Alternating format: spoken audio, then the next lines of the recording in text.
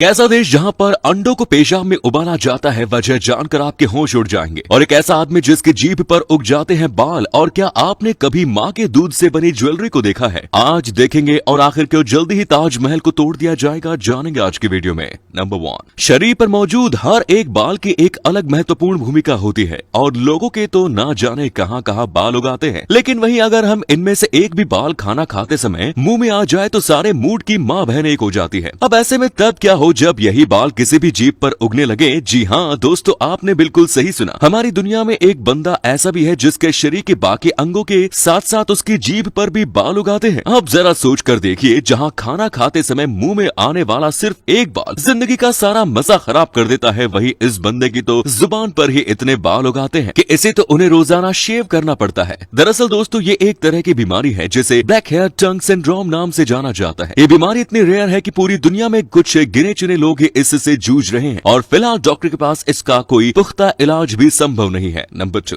दुनिया भर के अंडों को पानी में उबाल कर खाया जाता है, लेकिन वहीं आपको ये अंडे पेशाब में उबाल कर दे दिए जाए तो क्या आप इन्हें खा पाएंगे? जाहिर है आपका जवाब होगा ना। लेकिन वहीं हमारी दुनिया में एक ऐसा देश भी है जहाँ के लोग कुंवारे लड़कों के पेशाब में अंडों को उबाल कर खाते हैं और उस देश का नाम है चाइना। यहाँ के लोगों का ऐसा मानना है कि वर्जिन बॉयज के पेशाब में अंडे को उबालने से कई तरह की बीमारियां दूर हो जाती हैं। इससे ब्लड सर्कुलेशन के साथ साथ बच्चे पैदा करने की शक्ति भी बढ़ जाती है। वैसे चाइना के लोगों के लिए ये कोई बड़ी बात नहीं है। यहाँ के लोग तो कुत्तों को मार कर उसका मांस तक भी खा जाते हैं। जी हाँ दोस्तों, यहाँ पर हर साल यूलिन नाम का एक ऐसा फेस्टिवल मनाया जाता है जिसमें 10,000 से भी ज्यादा कुत्तों को मारकर उनके मांस को बड़े चाव से खाया जाता है। चाइना के लोगों की मान्यता है कि ऐसा करने से उनके जीवन में सुख और समृद्धि बनी रहेगी। वैसे आपके क्या विचार है चाइना के इन रीति रिवाजों के बारे में? इन्हें कोई गाली वाली देने का मन करे तो नीचे कमेंट बॉक्स में आप सभी का स्वागत है। नंबर 3, हर साल दुनिया में नई नई तरह के फैशन और उनसे जुड़े शौक आते रहते हैं, लेकिन इसी बीच एक शौक ऐसा भी है जो कभी खत्म नहीं होता और वो शौक है ज्वेलरी का। आपने अभी तक सोने चांदी जैसे कई तरह के मटेरियल से बनी ज्वेलरी को बहुत देखी होगी, लेकिन हाल ही में मार्केट में एक नई तरह की ज्वेलरी का शौक आया है जिसके चलते माएं अपने ब्रेस्ट से मिल्क को निकालकर ज्वेलरी का निर्माण कर रही है। आपको ये भी सुनकर थोड़ा झटका तो जरूर लगा होगा, लेकिन ये बात पूरी तरह से सच है। इस तरह की ज्वेलरी को बनाने के लिए पहले तो माँ की ब्रेस्ट से मिल्क को निकालकर उसे प्रिजर्व कर लिया जाता है, जिसके बाद उनसे कुछ इस तरह की ज्वेलरी तैयार कर दी जाती है। अभी इस फोटो में आप जिस पेंडेंट को देख रहे हैं इसे माँ के दूध से ही बनाया गया है और कुछ ऐसे ही इस पेंडेंट को बनाने में माँ के दूध के साथ पैदा हुए बच्चे के बालों और नाखूनों का इस्तेमाल किया गया है। वैसे आपका क्या ख्याल है इस तरह की ज्वेलरी के बारे में? नीचे कमेंट्स में जरूर बताएं। नंबर 4, आपने अभी तक मछलियों को पानी में तैरते हुए तो देखा ही होगा, लेकिन वही अगर मैं आपसे कहूँ कि हमारे संसार में एक मछली ऐसी भी है जो कि पानी में तैरती नहीं बल्कि चलती है, तो क्या आप मेरे इस बात पर यकीन करेंगे? तो आपको बता दो कि साइंटिस्ट को हाल ही में पिंक हैंड फिश नाम की यह मछली मिली है जो कि समंदर के अंदर अपने हाथों से चलती रहती है। ऑस्ट्रेलिया के Commonwealth Scientific and Industrial Research Organisation के साइंटिस्ट ने काफी सालों की रिसर्च के बाद गहरे समंदर में इस मछली को ढूंढ निकाला है। यह मछली इतनी रेयर है कि इसे आज तक बहुत कम लोगों के द्वारा ही देखा गया है। अब जरा सोचिए कि कितने लकी हैं आप जो आपको घर बैठे बैठे इस अनोखी मछली को देखने का मौका मिल रहा है। तो दोस्तों, आपको ये मछली कैसी लगी हमें कमेंट्स में जरूर बताएं। नंबर 5, सोशल मीडिया पर फैली हुई इस खबर को जानने के बाद आपका क्या रिएक्शन होगा? जल्दी ही ताजमहल को तोड़ दिया जाएगा। और इस खबर के पीछे की सच्चाई क्या है? तो हाल ही में आए एक्सपर्ट्स की एक रिपोर्ट में देखा जाए तो इसके मुताबिक पिछले 10 सालों में पोल्यूशन के चलते ताजमहल को इतना ज्यादा नुकसान झेलना पड़ा है जितना उसे आज से पहले कभी नहीं हुआ था। पोल्यूशन में मौजूद नैनो पार्टिकल्स ने ताजमहल के ऊपरी सतह को डैमेज करना शुरू कर दिया है, जिसकी वजह से इसका मार्बल लगातार कमजोर होता जा रहा है। इतना ही नहीं, ताजमहल की नींव को सागवान की लकड़ी में कुछ अलग अलग तरह के मटेरियल्स को शामिल करके बनाया गया है। इसकी नींव का डिजाइन कुछ इस तरह से किया गया है कि ये पानी के कांटेक्ट में बनी रहने की वजह से मजबूत बनी रहती है। लेकिन हाल ही के कुछ सालों में गर्मियों के मौसम में यमुना का वाटर लेवल इतना कम होता जाता है कि वो उसकी नींव तक पहुंच ही नहीं पाता